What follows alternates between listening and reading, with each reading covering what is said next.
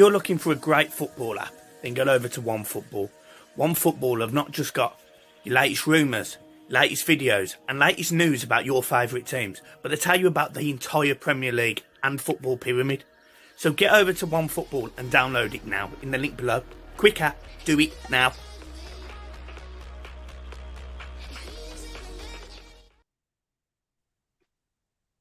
Hello everyone, what's going on? It's John back again. Michael will be joining us shortly. He's just gone for a drink.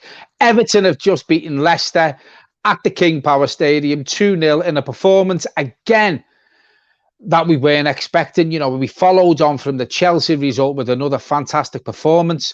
Players stood up to the plate, players playing out of position, and there was only one winner from the first whistle to the last whistle.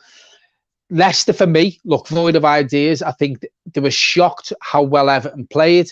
I'm shocked at how well Everton played. The players there, you know, Alex Iwobi, Sigurdsson had another fantastic game. Doucoure was brilliant, man of the match for me. Yeah, Alan was playing well until he went off. But listen, Gomez come in. We thought he'd give a penalty away. Got a touch on the ball. For me, it was a fantastic tackle. I said it all along. I said it in the watch along. What a touch by Gomez. Didn't agree with them shouting out for a penalty. Lucky enough, it wasn't. We come away from there with another 3 points. That's 6 points from Chelsea at home, Leicester away, Arsenal next. Probably another 3 points. Who would have thought this, folks? Who would have thought this? Everton are flying. The team selections, yeah, we have questioned them the last two games. Pickford was dropped tonight, by all accounts. Olsen come in. Didn't have much to do, really, to be fair. You know, but you don't change a winning team, and Ancelotti stuck with it. Them defenders were fantastic. Leicester found it hard to get past any of them. We stopped their playmakers getting the ball to Vardy. Vardy was quiet. Again, these players have stepped up to the plate. And looking back to the comments there on the watch-along, you know, it looks like now Ancelotti has found his best team. And this is without Luca Dean. It's without Seamus Coleman. It's without James. Every player now seems to have settled in the position that they're playing. And whether it's new to them, Ben Godfrey's been fantastic. Special mention for Alex Iwobi tonight. Again, 3 or 4 games on the run now. He's looked like Messi. You know, Mason Holgate's come in. Looks like he's never been away. Slotted straight back in. Future captain for me, for Everton Football Club. Gomez coming on, yeah, did worry me a bit. He didn't have the best of games when he come on. But listen, hey-ho, you know, we've won 2-0. You know, another fantastic 3 points. This run needs to keep going. Now we've got Arsenal, we've got Man United in the Cup. And if we carry on playing like this and defending how we are with these players at the back, you know, who's going to beat us? Arsenal are shit. You know, Arsenal aren't playing well. Man United are piss poor. Let this Everton train fucking carry on rolling, because now we're up there in the league. The gap now, I'm not saying we're going to finish top, but you've got the top, you know, before tonight's game, we were only 5 points behind the top. All results went our way again before tonight's game. I'm not sure where we are in the league now. I think we might still be 5th, but, you know, we're staying up there. Everyone is fighting for them European places, and Everton is certainly making a good go of it. You know, Everton started the game tonight better than what I thought. We were on the front foot. Leicester had little patches of it. Everton go 1-0 up. You know, a goal that was deserved the way the game was going. And then you got half-time and then Leicester come out, and Leicester had a lot of the play, to be fair. But again, Everton broke the play down. Doucoure was tackling back. Holgate was strong. Godfrey was putting the foot in, bringing the ball out. It just looked an accomplished performance, you know. Then Everton go 2-0 up. Ball comes over. I think it was Dominic Calvert-Lewin who had the header. Schmeichel makes a save. Another shot comes in. He pushes it onto the bar. Fantastic by Schmeichel, to be fair, you know. But then Holgate there on the half volley slams it in. 2-0 Everton. It's a good time to be an Everton fan. And yeah, I've been very negative lately. Michael has, you know, a lot of Evertonians have, who were struggling, and this is what we were saying the other week when me and Michael done a video. We started unbeaten in the season. We're the only unbeaten team in the country. And it wasn't a blip, because we just went shit all of a sudden. You know, we won 1-7, I think it was. Now we've won 3-9. All of a sudden, it's gone from being fantastic to shit to fantastic again. That's 6 points, home to Chelsea, who me and Michael are tipping to possibly win the league. You know, then we go away to Leicester, who've been absolutely flying under Brendan Rodgers. Another 3 points. We've got, for me, out of these 3 games we've had, Chelsea, Leicester, Arsenal, in my opinion, we've got the easiest game coming up on Saturday. Imagine if we get another 3 points there. 9 points out of Chelsea, Leicester and Arsenal would be absolutely fantastic going into this run of fixtures for Christmas, Michael. Yeah, let's put this in perspective. This is an Everton side that had won 1 game in 7. And they've now got 3 wins in 9, 2 clean sheets against teams that Leicester are definitely going to be in the running for top 4. They have got a Chelsea good side. Chelsea are going to be in the top 4, and we've also kept a clean sheet against Spurs. This is 3 of the best attacks in the league, in my opinion, with Maddison, Tielemans, Vardy. Leicester have got a great attack. Chelsea the same. Tottenham the same. Everton have kept 3 clean sheets against them. And what was really good today was Holgate and Godfrey. They controlled the left and the right hand side of that pitch. When Everton play with proper right and left backs, they get forward, they leave gaps in behind. And Everton are seeing that when we don't play with left backs and right backs, we're so composed at the back. And it also helps that Ben Godfrey and Holgate are level-headed. They're calm, they're composed players, good footballing players, pacey, quick, strong, know how to defend, can win a header.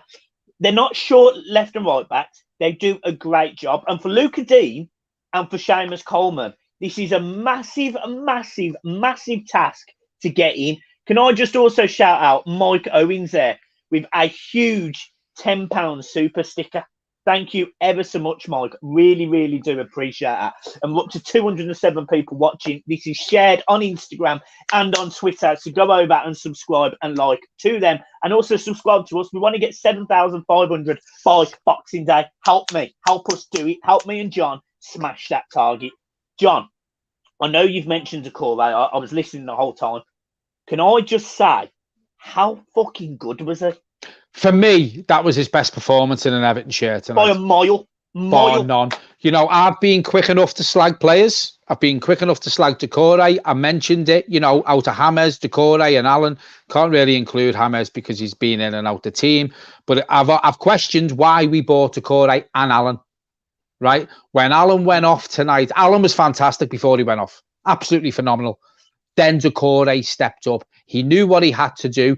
He wasn't pushing up as much. He was dropping back. He was getting them last-ditch tackles in. He was tracking runners, which is what he's been bought to do, Michael. And he done it when Allen went off. Absolutely fantastic performance. For me, I'll say it now, Doucoure was man of the match. I think that's the first time I've given it to him this season. You know, absolutely phenomenal performance by Doucoure. We're going to miss Allen. You know, depends on how bad the injury is. We're going to miss Allen massively, massively. But it just seems to me Ancelotti now knows his best lineup. You know, I don't know. I don't know what's changed. You know, as you said there before, Michael, with the back 4, we've got centre halves playing a fullbacks, and we did speak about this in the watch along, Michael. If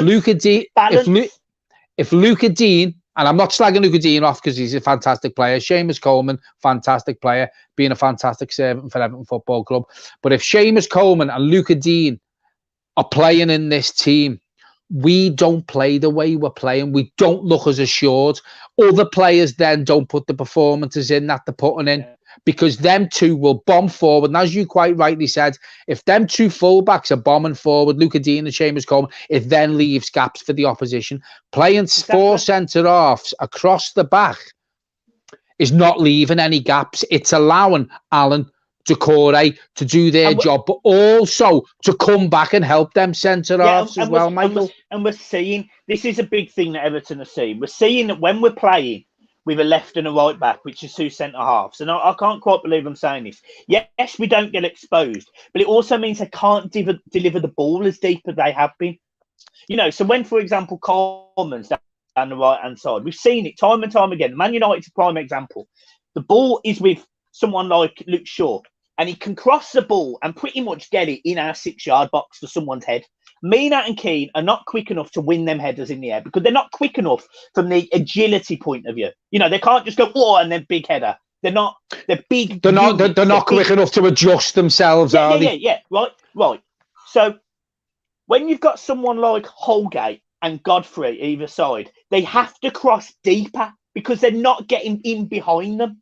So when they're crossing deeper, this is where Doucoure is looking fantastic because he's picking the ball up on the edge of the box. So that ball isn't going to our 6-yard box. It's not going to our 18-yard box. And they had one opportunity tonight, Leicester, from inside the box. It was offside from a corner, and they had one right at the start of the game that was outside the box. Everton defending deeper allows players like Richarlison, Iwobi is like a different player because he can open up on the pitch. He's getting the ball. He's showing his strength. He's winning that ball back in dangerous areas and charging because he knows that his first touch doesn't have to be brilliant because he's not going to be put under pressure straight away. He's got acres. He's got a whole half a pitch because they're pressing. But we have a back line that is solid like a fucking slab. You can't get through it. They can't get through it. They can't get in between it. I think also Iwobi is enjoying that position because he knows he hasn't got a fullback behind him who's going to bomb past him. Because he doesn't need to worry about it. Exactly, because if he was, because if he had Luca Dean playing behind him, Luca Dean would be looking for the overlap, wouldn't he? But, you know, that's giving him the freedom. You know, I just want to mention one of the comments here, Michael. A Leicester fan saying basically Everton were the better team, but they should have had 3 penalties. Well, the decision was made with Gomez. The referee had given it. VAR looked at it. Then they said to the referee, go and have another look at it. And he had another look at it. He was happy that Gomez touched the ball. Straight away, when he made that tackle, Michael, me, you, and everybody else who was watching the watch along were like, oh, God's penalties, give the penalty away. He does touch the ball. He does touch the ball. He touched the ball, Michael. He did touch the ball. But, you know, you can't cry about penalties that should have been, because Leicester have been given penalties that shouldn't have been penalties. We've been given penalties. We've had decisions. They've had decisions. But listen, the game's over. There's no way on God's given earth, in my opinion, that Leicester should have had 3 penalties tonight. No way. No way. No, not a chance. Not a chance. You know, I want supporters, and I'm not having a go at this Leicester fan. I'm having a go at people in general, fans in general. Give Everton, give teams credit for coming away with 3 points from your place. Give us credit. Everton were the better team. In one breath, you're saying, but then in the next breath, you're saying you should have had 3 penalties. Everton won that game for me, fair and square tonight. And as you quite rightly said in the watch along, Michael, it could have been fucking 4-5, 6, 7-0. It could, honestly. Look, I'm not gonna sit it. Look, we've got some great guests on this week as well. Can I just shout them out? Turkish LDN is going to be doing an Everton Arsenal preview with me, and it looks very likely we'll have Blue Bandman on as well to give us our thoughts. So massive people. I've also been asked to go on Deluded Gunners. So massive shout out to them people, and we will be on there. So help us get to 7,500 subscribers by liking this video and subscribing now. For fuck's sake, do it. And we've got 291 people watching this live match reaction as well, which is absolutely phenomenal. So thank you very much. Just to add with what John's been saying there, the simple fact of the matter is teams can't break Everton down, and you've got team fans from other teams, and I'm not going to slag off Leicester fans. I won't. Well, I quite like Leicester fans. They're clutching at straws. I would have said anyone, Michael, not just him. I would have said any fan. Yeah, that's what I mean. They are clutching at straws. And it was the same with Chelsea fans. They were clutching at straws. Now, if you come to Everton or we go somewhere and they outplay us and still lose, as an away fan, you'll say we were lucky to get a result there. Or at home, we were lucky to get the win there. You know, we've been battered for 90 minutes and we won 9-0. Teams can't say that right now. Tottenham couldn't say that. Can't break us down. Can't break us down. The team is so balanced. You know, Doucoure is filling in with gaps. Allen is a huge miss. And people, please don't get that twisted. Allen is a huge miss. But tonight, you know, Allen could easily, if he was still on the pitch, he would have been up there for man of the match. He was phenomenal the first 35 minutes. Richarlison got a goal. This is a big thing for Richarlison. He's not scored all season, bar, I think, 1 or 2, you know, start of the season. He's got 1 goal. Gets a goal. It's a bit of luck. Schmeichel, he should save it. But the facts are he gets that goal.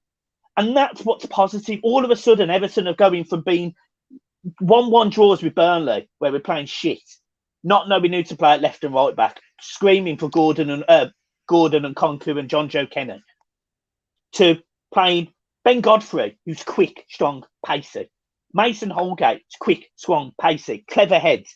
And we can go forward. We're allowing, Sigurdsson, I'm just going to give him a little praise. Sigurdsson looks a completely different player. A completely different player, because he's got that time to be able to do that. He's got that time to be able to move, to adjust, to just get himself in a position where he can dictate play. And he looks a different player off the back of that. He looks a different player, so he can control the game. He can beat people. And there was one moment today where he's got a Leicester player in front of him. He takes that touch and he does a lovely, lovely bit of skill and get something. He skins someone. We haven't saw that from Sigurdsson, probably for the best part of the last. Well, he used to stand there pointing because he didn't want the ball, Michael. He used to tell the other players where to pass it to because he didn't want the ball. That's the difference now. He's come into the team now. He knows his job. He's settled in. Ancelotti's probably said to him, look, want the ball more. You can dictate play. You're good enough to dictate play in the Premier League. You've done it before. Ask for the ball. Look for the pass. Instead of pointing fucking because you don't want it like a hot potato. Ask for the ball. And as going back to what you said there about the fullbacks coming in, on Konku, John Joe Kenny. I was one of the loudest voices, Michael. So was I. We were saying, fuck me, what's that team selection against Chelsea before the kickoff? We were like, play fucking players in their proper positions if they're available to play. And again, we've had humble pie. We've done it tonight. John Joe Kenny got a couple of minutes in his legs, but he was on the bench because he played 4 centre-halves across the back, and it's compact. They know the jobs, but it's also the formation that he's playing with, that back four, Michael, is allowing the likes of your Iwobi's, which is what we've said, and the likes of your Richarlison not to have to tackle back. And it's working well. From the back to the front, I'm going to say it now, over these last 2 games, even taking into account when we were unbeaten at the beginning of the season, this is the most settled team that I've seen for a long, long time.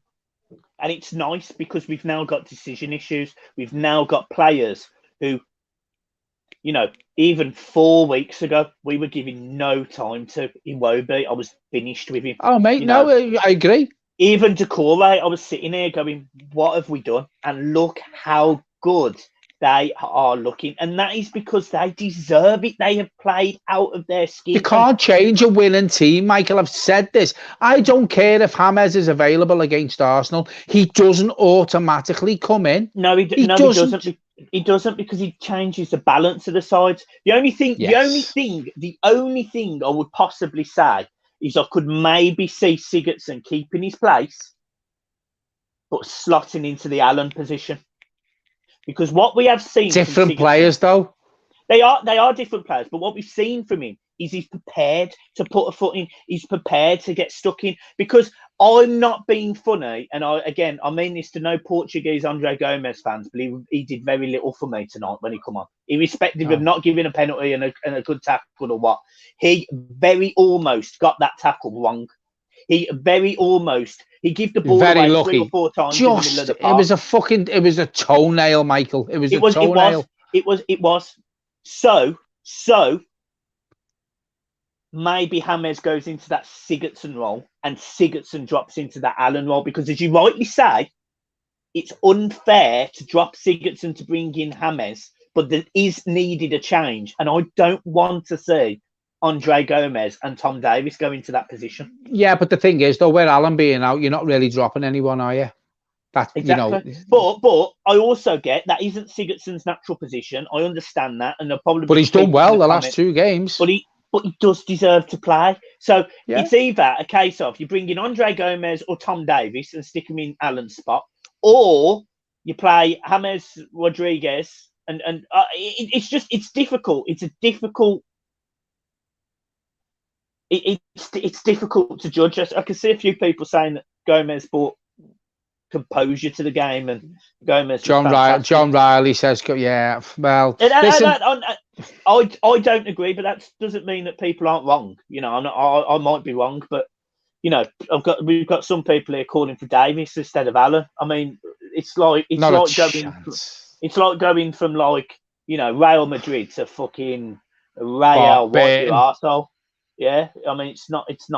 Who knows? And that's no disrespect to Burton Albion, by the way. Yeah, fucking hell. Imagine their fans jumping in there and merging. Oh, Jesus. But what I will say, guys, is that was a great performance. What a shout by Cameron. Mighty Blues 3. If that's Cameron. Not Cameron. What about if Holgate goes where Allen plays and then Kenny comes in at right back? What about the balancer? Because the balance is so good at the four at the back. I don't think you can touch the back for me. No, I don't. That balance, that Ancelotti. I'm going to kiss his ass here. I'm going to give him so much praise because we were shouting for Nkunku, we were shouting for John Joe Kenny. Ancelotti has got the perfect balance from the back to the front, with the 4 centre-halves playing across the back, with the midfielders now being able to do their job. We're seeing the Alex Iwobi. I know a lot of Arsenal fans were like, "Oh, you can fucking have him, his shit, blah, blah, blah, blah." But we're seeing the Alex Iwobi who we thought we bought him for, on that left-hand side. We're seeing it the last couple of games, Michael. He's been phenomenal for me. You can't change this structure. You can't change this formation. And again, going back to what we've spoke about in videos gone by, Michael, we look a better team when we play 4-4-2. We do, and we've played it. Yeah, we do. We've played 4-4-2 the last 2 games, and we beat Chelsea and we beat Leicester. Just to reiterate, because a few people have asked in the comments who our man of the match was and must have joined late. I think both me and John have given it to Doucoure, but I also want to give a huge fucking shout to Alex Iwobi, Ben Godfrey, and Mason Holgate. To be honest, there isn't a single player in that Everton team that would walk off that pitch with their head held, down, if you get what I mean. Yeah, no. Because every player tonight, they deserve. Even the last 2 games, Michael, you look at the Chelsea game and tonight, let's be honest about it now. Let's ask these people who were in the comments, who would have thought, me included, you included, who would have thought we'd get 6 points out of 6 against Chelsea and Leicester? I didn't. I thought we were plummeting down the league, and I don't mean that to be a negative. I just thought with performances like we had against Burnley, Newcastle, we got a scrape against Fulham. Remember they had a penalty and missed a sitter? Yeah. I thought we was in real trouble. Ancelotti's done a lot of thinking. He's done a lot of work on the training grounds to see what formation he can get right, and credit where credit's due. And again, I have slagged him off. I've asked why he's not playing players in positions. How fucking wrong was I? How wrong was I? Because he's got it spot on. And it was just great to see. It really was. Absolutely best performance brilliant. Of the season for me, Michael. It is. And I know you alluded to the Tottenham. But that was the first game of the season, so you can't really take much from the first game of the season. No, we had a lot of new players in. Now these players have bedded in. Yeah, we only ended up with Doucoure on the pitch, the full-time whistle tonight.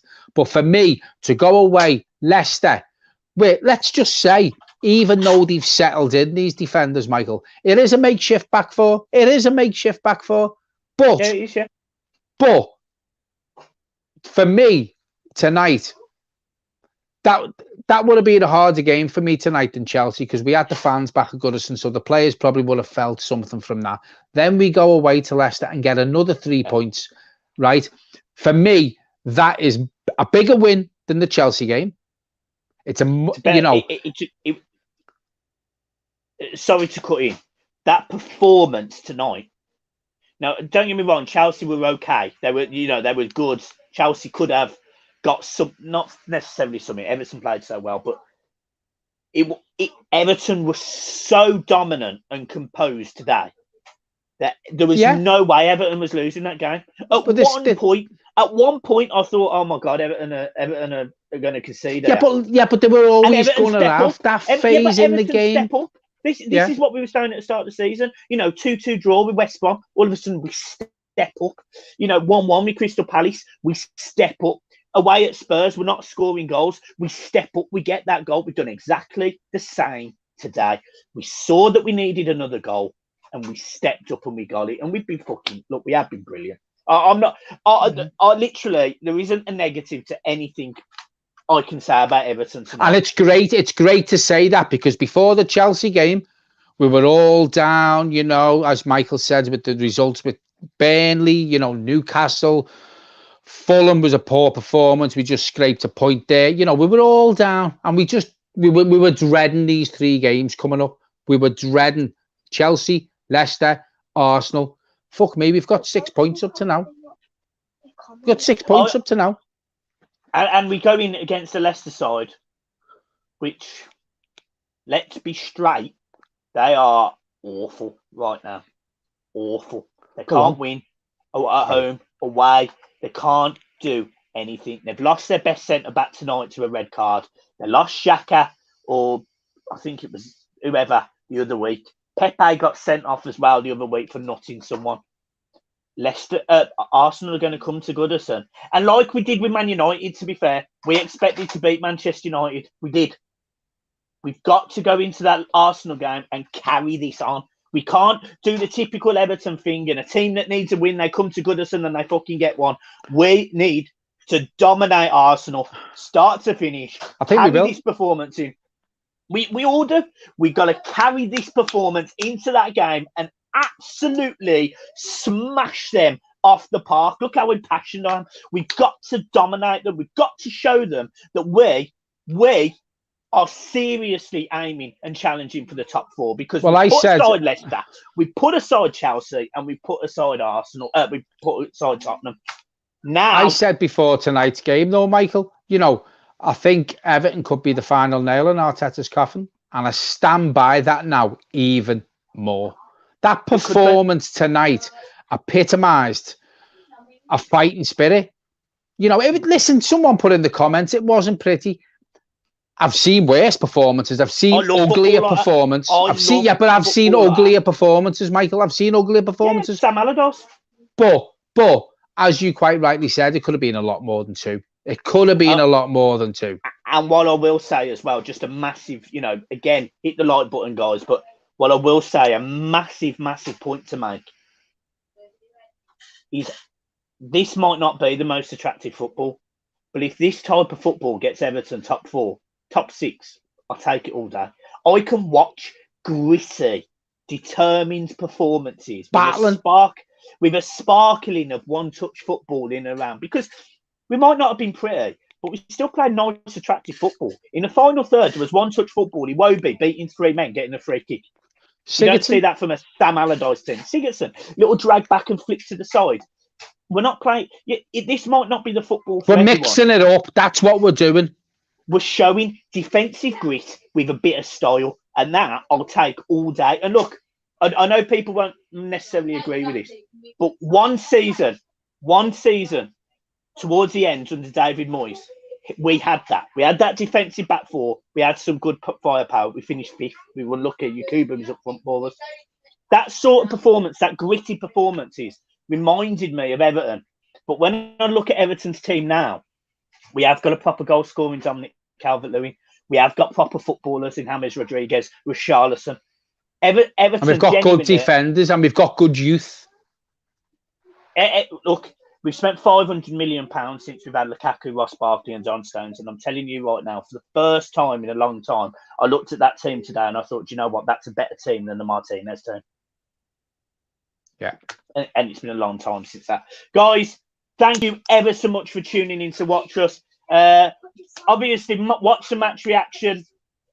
Keep watching this. Keep liking it, subscribing, get sharing. And guys, it's been an absolute pleasure. We'll see you soon. Well, see you tomorrow for the match preview against Arsenal. Peace. Thank you, folks.